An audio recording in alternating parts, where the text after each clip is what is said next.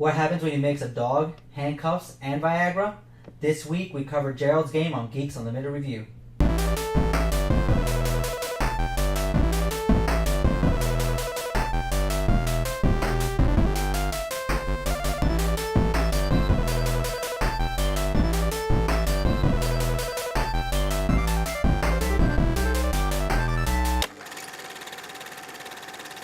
Hey guys, welcome to this episode of Geeks Unlimited Review. My name is Steven, and let me tell you a little bit about Gerald's Game. Gerald's Game is a movie based on the book of the same name written by Stephen King. It is the first time this novel has been adapted for the small screen. The movie is mostly about Jessie, Gerald from the title's wife, and how she attempts to survive after Gerald ties her up with handcuffs to a bed and then has a heart attack. Needless to say, Gerald dies. And you see how things escalate due to her circumstances. To help me with this review, I have B-Rye, one of my fellow contributors of Geeks Unlimited. Keep an eye out for his channel, The Announcer's Table, a quick analysis of the state of the wrestling world. That will be starting soon. B-Rye, what did you think of Gerald's Game? Hey, what's going on, Steve? I mean, when you first told me to watch Gerald's Game, I was a little skeptical because you told me it was about Stephen King. I'm not a big fan of Stephen King, especially his books. But I did watch the movie, and I have to say the movie surprised me.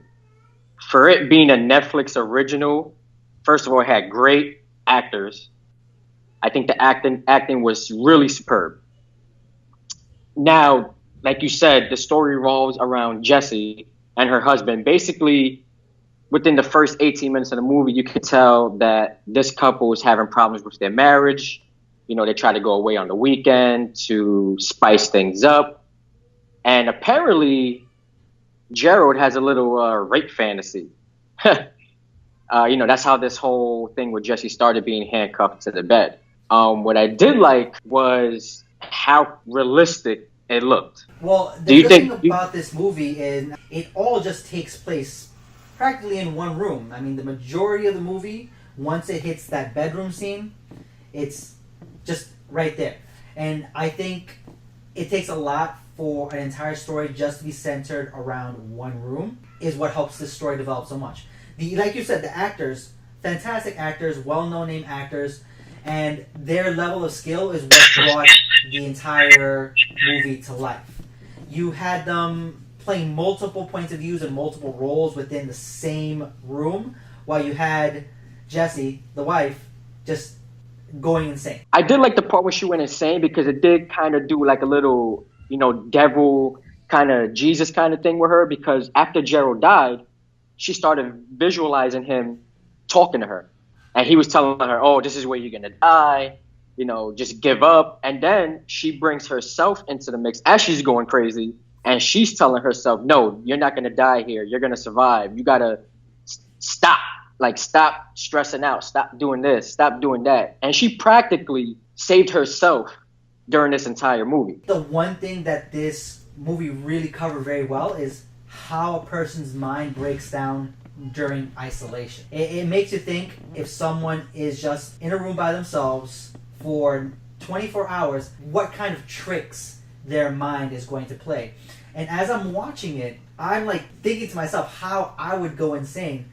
Because she now starts, like you said, imagining Gerald, imagining herself, and imagining so many different things, and now living back in her past and memories, and just talking to herself, and just completely trying to find a way to focus herself to survive. You brought up a good point, Steve, where she starts to relive her past. And that brings a huge twist to the movie. What I did like about the movie was the fact that you didn't know whatever she was seeing was real or not. You could tell she was hallucinating, but half the time, like me watching the movie, I don't know whether if she was just seeing it as an actual thing or person, or was she just going that crazy that it wasn't there, she was just imagining it. Yeah, she starts hearing noises, she starts seeing people around, people who are in the room. She starts thinking that their neighbors are coming to save her. At one point, she even thinks that she actually breaks free. The way that this movie is shot, it doesn't give you any tells or any distinguishing to actually know if it's real or not. It's up to you to try to figure out. what it ends up doing is it pulls you in as well. You get drawn into it and you're questioning whether it's real or not, which is an excellent job by the director, an excellent job on the writing to just put it together so well. For it being a Netflix original movie, it really did surprise me. As I stated in the beginning, I wasn't going to watch this movie after you told me to watch it, but curiosity killed the cat. I got curious. I wanted to see what the movie's about. What I also liked about the movie is there's not so much as gore as you would find in a horror movie. The one good thing about this movie, it's unlike the majority of horror movies that are on the market right now. All these horror movies just focus on jump scare and cut someone's head off. This movie is about that story that's being developed, about those characters that are being developed. And because you're developing with these characters, it's what gives you that fear. I myself found myself cringing and twitching constantly throughout this movie, not because, oh, well, someone's limb got cut off, but because of the way things were portrayed in the movie itself. I mean, you're correct about that. I mean, I actually put myself in Jessie's position. Just like you said, I was trying to figure out how she was going to escape or possibly die. Like, I don't know what's actually going to happen. Like, you're sitting there at the edge of your seat wondering what the hell is going to happen with Jessie. And that is one great aspect about this movie, is that it's so unpredictable.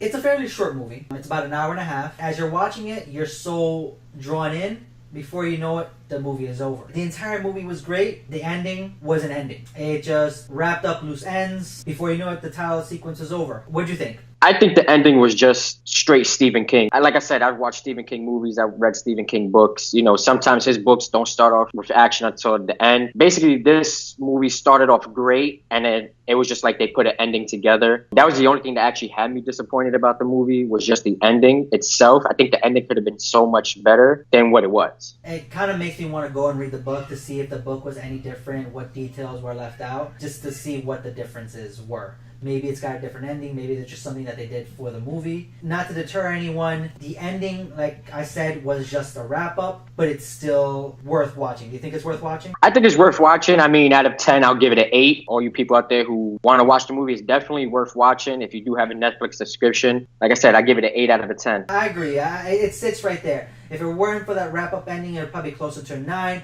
It's not quite the perfect horror movie, but it was one of the best of its kind as far as a psychological thriller goes. I believe so, too. Thank you for watching this episode of Geeks Unlimited Review. Thank you, B-Rye, for stopping by.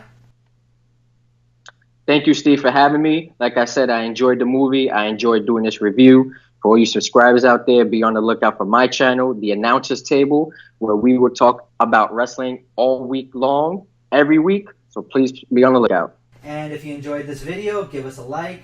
Like I said before, hit subscribe for future content. Until the next one.